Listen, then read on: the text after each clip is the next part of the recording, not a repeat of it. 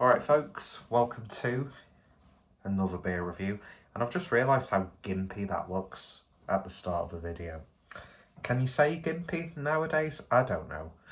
Anyway, alienate your audience. Today we're going over to Buxton and we're having a look at the Kingslayer Double IPA, clocking in at 8%. On the side it says, "We must have bloody noses and cracked crowns." I'd imagine that's some sort of either literary reference or part of a famous speech. But then again, why would there be a famous speech about fucking dragons, you absolute knobhead? Yeah, what is that line from? I don't know. It's a double IPA at 8% ABV. And yeah, I do like a bit of Buxton. And this was purchased from Tesco's. I'm trying to cut costs of alcohol over the next month or so. So you'll probably be seeing a lot of supermarket sort of... although that being said, I do need to look at some really affordable real ale options. Because with this time of year, there's just something about like a nice bitter, mild, like a classic stout. There's just something about those styles of beer, which, you know, I like them all year round. You just can't beat a mild. When a mild's done properly, milds are wonderful. But yeah, I do really need to cut down not the alcohol consumption, fuck no, but just need to spend a little bit less. So exploiting what is in my local vicinity, and then it gives me a good opportunity to, you know, try some cheap local bottle shops and places like that. Anyway, will I do that? Probably not. I'll still spend way too much on slightly above average hype beer like I usually do. Anyway, I digress. So we've got a double IPA from Buxton. So let's see what we get with this. I do like Buxton. Always got a soft spot for them.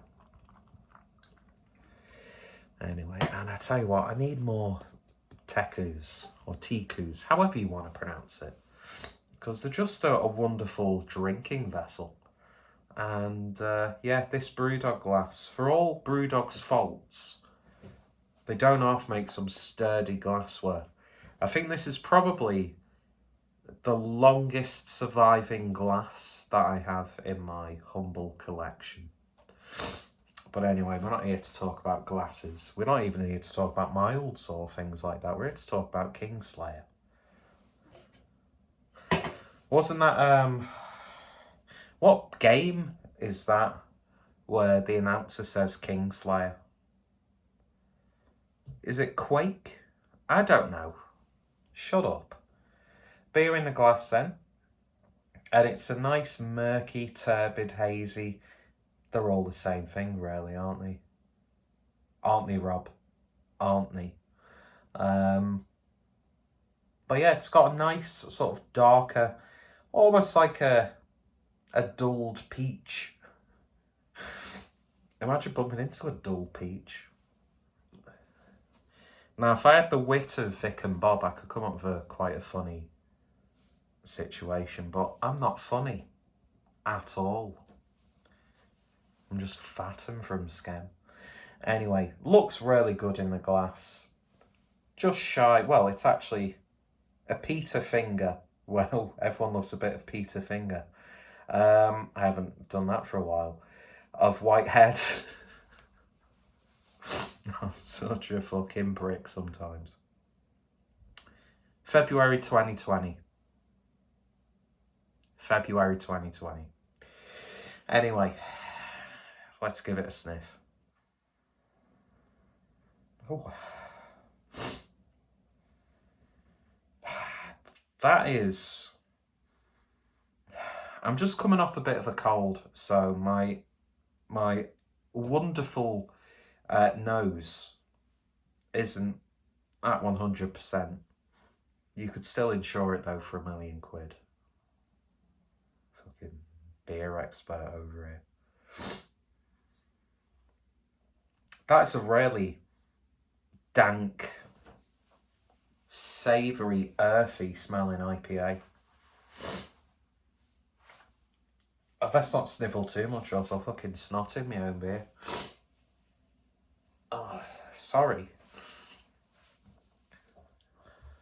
Very untoward. But yeah, a little bit of peach coming through. And I'm not just saying that because it looks like a dulled peach puree. But a little bit of a slight piney, resiny character. Oh, it smells really good. It smells really good.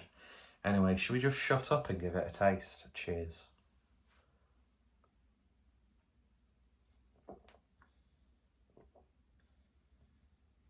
Oh,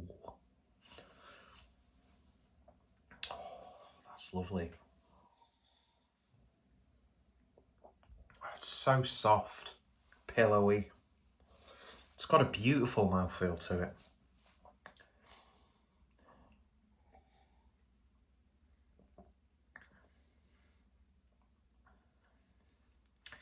Yeah, it's got a really... How would I describe this beer? I mean, is it a flavour bomb? No. That's what I will say. Does it mask its ABV? Yes. Not overbearingly sweet. In fact, the sweetness is really toned down in this. It has got a very savoury character to it. Almost like, this is going to sound like a terrible flavour note. But it's almost got like a bit of like a root vegetable character to it.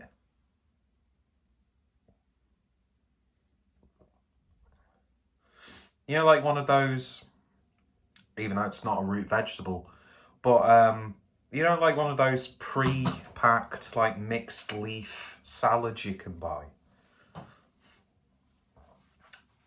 Like herbal, vegetative. But then you get a nice subtle peach-like sweetness there. But it is dank. Is it oniony, garlicky? No, it's not like an in-your-face sort of flavour like that. I don't know. I cannot put my finger... I don't talk about your fingers again. I can't put my finger on why. This is actually just a wonderfully satisfying beer. Every now and then a beer like this comes along and it's just like, you're just drinking it and you're just loving every sip. But there's not like one predominant characteristic that you pick up on. If that makes any sort of sense. It's one of those beers that you just drink and then you've finished it before you've even realised. There's a very subtle bitterness on the back end. Although the more you drink it, it does build up slightly.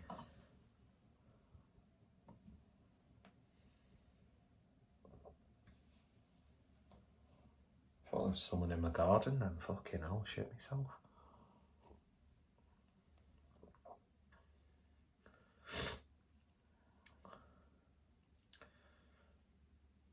I don't know. I don't know how I would describe this beer. There's just something very satisfying and moreish about it, without having one like distinct character.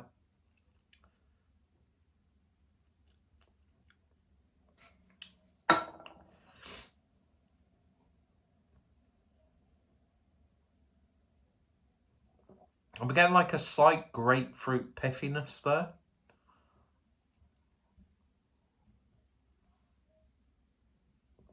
But there's a little bit of like It's as if you've like sliced some peach or something like that, and you've let it dry out slightly, so the juiciness leaves.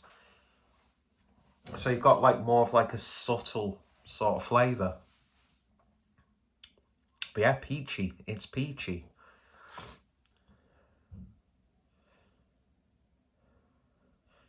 But not as peachy as some of the girls who I follow on OnlyFans. Oh, OnlyFans reference. I now have 3 followers on OnlyFans.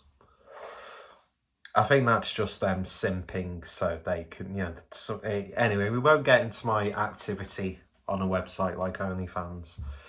Although I have found my favourite account, which is, do you know what, I'm just going to say it. I think the account name is 2 Girls, 1 OnlyFans. That's all I'm going to say on the matter. You can find some of the previews on their Twitter if you so wish. Twitter's a great way, by the way, to... What the fuck am I talking about now? Why am I divulging this information? Fuck it, I don't care. I support sex workers. I'm morally sound in this equation.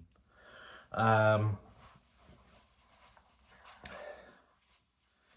yeah, Twitter is a great way to preview content without taking the risk of paying to subscribe.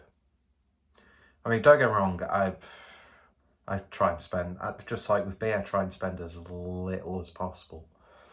And if there are no PPV accounts, I'm all over it.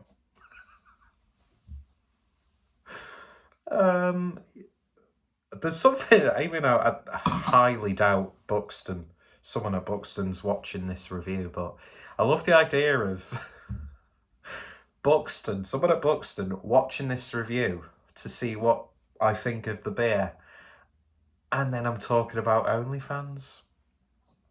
But I think if you've not realised by now, I'm a terrible beer reviewer. I just like to drink a lot of different beers.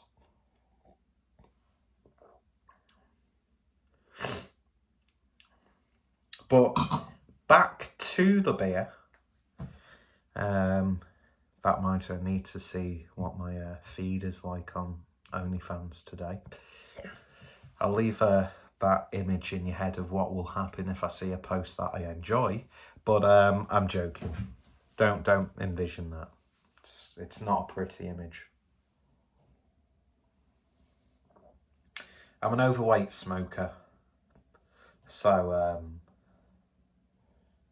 and I'm saying this, and the majority of the people who watch my channel are middle-aged men. So, hey, if you're into that, fair dues. Put it in the bank.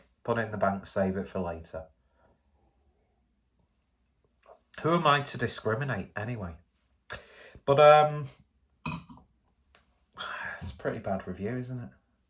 Just talking to John, my editor, off camera. We'll carry on. It doesn't really matter. People know I'm a degenerate anyway, so why hide it? But I'll tell you what, folks, this is a wonderful, wonderful, wonderful beer. I'm getting a little bit, it's going to sound weird, but there's like, I hate tequila. I avoid, I mean, a lot of the people I would go out drinking with on a regular basis, although that's not really happened too much. They like to have shots and stuff. I can't be arsed with shots. I'll have whatever beers at the bar and just drink that. I'm not into pitchers. I'm not into fish bowls.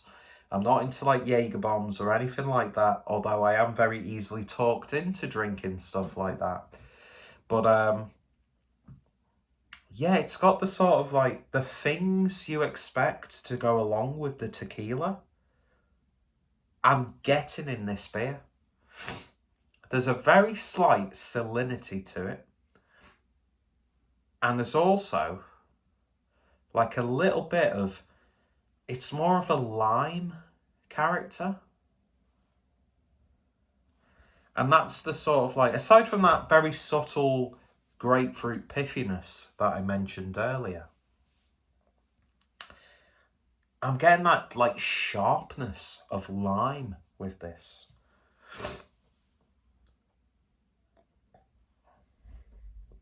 Oh, that's wonderful. It really, really is. I think I've bought this a few times and drank it with the intention of reviewing it, but just ended up drinking it. But actually reviewing it, I think Buxton, for me, because I bought this from Tesco, getting interrupted, I think Buxton are really like underrated when it comes to the supermarket beers. And let's just make sure they're not in shot. And I think, they do some really good stuff. Their Britop, by the way, is probably one of my favourite supermarket beers from this year. Expertly kept the anonymity of a family member there. But and the kettle's going, so I'm going to cut this review off because no consideration for personal space. But yeah, this is a lovely beer. Highly recommended. Give it a go. It's not like a... Just try it. Check out Buxton. And yeah, you all take care. Stay safe. And check out that page I mentioned on OnlyFans. From Uncle Peter. Cheers. Take care.